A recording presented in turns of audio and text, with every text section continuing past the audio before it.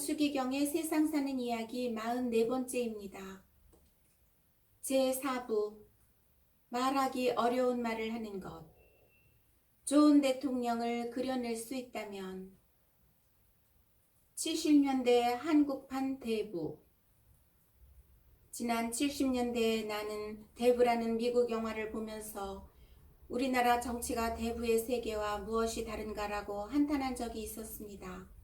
어떤 장관은 청와대에서 누구에게 매를 맞았고 어떤 국회의원은 정보부에 끌려가 수염을 다 뽑혔고 대통령 경호실장은 권총을 빼들고 자주 남을 위협한다는 등 그 당시 별의별 소리가 다 흘러나오지 않았습니까?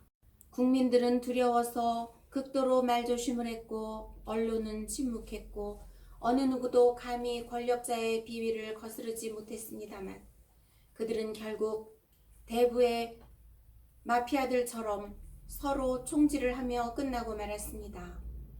오늘의 상황은 그때와 많이 달라졌다 해도 정부는 깨끗이 그런 잔재를 씻어내야 합니다. 공포를 이용하여 남을 다스리는 사람은 대부는 될 수 있을지 몰라도 대통령이 될 수는 없습니다.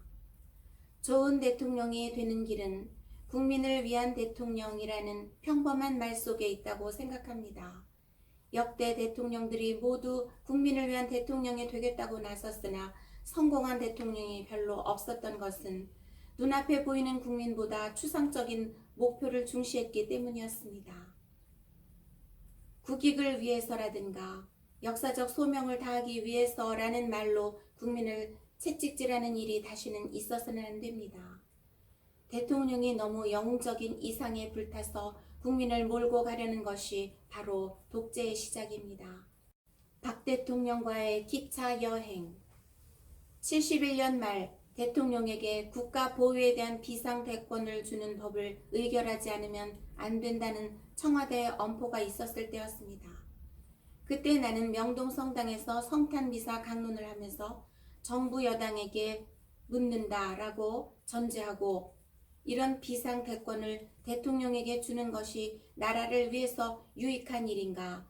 그렇지 않아도 대통령한테 막강한 권력이 가 있는데 이런 법을 또 만들면 오히려 국민과의 일치를 깨고 그렇게 되면 국가 안보에 위협을 주고 평화에 해를 주지 않겠느냐고 말했습니다.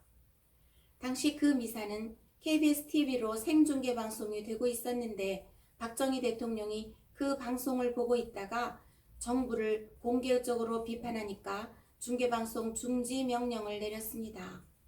그런데 마침 그 중계방송 책임자가 자리에 없어서 즉각 중단되지는 않았는데 그 바람에 그분은 그만 회사를 떠나고 말았습니다. 나 때문에 언론이 희생된 것입니다. 나중에 중계방송이 중단되었으나 그때는 거의 다 나간 뒤였습니다. 그 이튿날 비상 가기가 열렸으나 마침 대연각 화재 사건이 발생해서 그 일은 흐지부지 되고 말았습니다. 그 이듬해 봄인가 대화를 하자고 해서 박정희 대통령과 같이 기차를 타고 진해에 간 일이 있었습니다. 그러나 대화보다는 거의 일방적으로 박 대통령이 말을 하고 나는 듣기만 했을 뿐입니다. 처음에는 어느 정도 대화가 될 것이라고 기대를 걸었는데 그때 느낀 것인데 박정희 대통령이 우리나라의 나무 한 그루 풀 한 포기에까지 애정을 가진 애국자이고 우국지사이지만 그것을 모두 자기 손으로 가꾸고 싶어하는 사람이라는 점이었습니다. 그렇게 하려면 수많은 사람이 수족처럼 움직여야 하지 않겠습니까? 마침 그날은 식목일 다음 날이었습니다. 기차를 타고 내려갔는데 비서실장이 메모지를 들고 항상 대통령 곁에 서 있었습니다.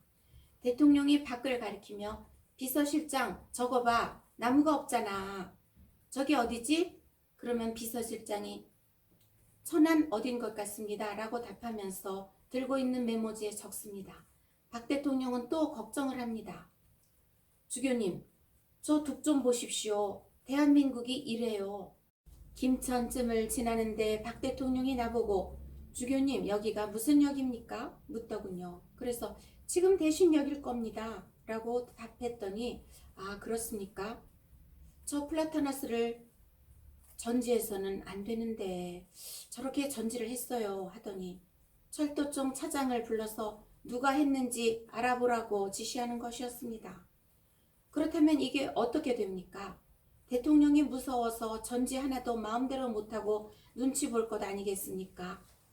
더욱 놀란 것은 서울서 진해까지 가는 철로 양편에 경찰들이 500m 정도 되는 간격으로 쭉 늘어서 있다가 기차가 지나가면 받들어 총 하면서 기차가 가는 반대 방향으로 돌아서는 광경이었습니다. 이 얼마나 많은 사람들이 동원됐겠습니까? 그뿐이 아닙니다. 대전, 대구 같은 도청 소재지를 지나갈 때였는데 차가 역 구내를 서서히 지나가면 플랫폼에 도지사, 경찰국장, 시장 등이 나와 있다가 차가 지나가면 옛날 신하들처럼 쭉 엎드리고 있는 겁니다. 그런가 하면 박 대통령은 종이를 펴놓고 우리나라의 4대강을 그리고 나서 몇십 년 걸릴 개발 이야기를 늘어놓는데 그걸 다 마치려면 평생을 해야 할 것 같았습니다. 나는 그때 그분이 장기 집권할 것이라고 예상했습니다. 그 이튿날 서울로 돌아오는 나의 마음은 무척 우울했습니다. 그해 8월에 우리나라가 1인 독재 체제로 가서는 안 된다는 시국에 관한 소견을 발표하고 아프리카로 떠났는데 나중에 돌아와 보니 발칵 뒤집혀 있었습니다. 보복으로 가톨릭이 운영하는 성모병원이 세무 사찰을 받아 병원이 마비되어 있었던 것입니다. 함재 계속됩니다.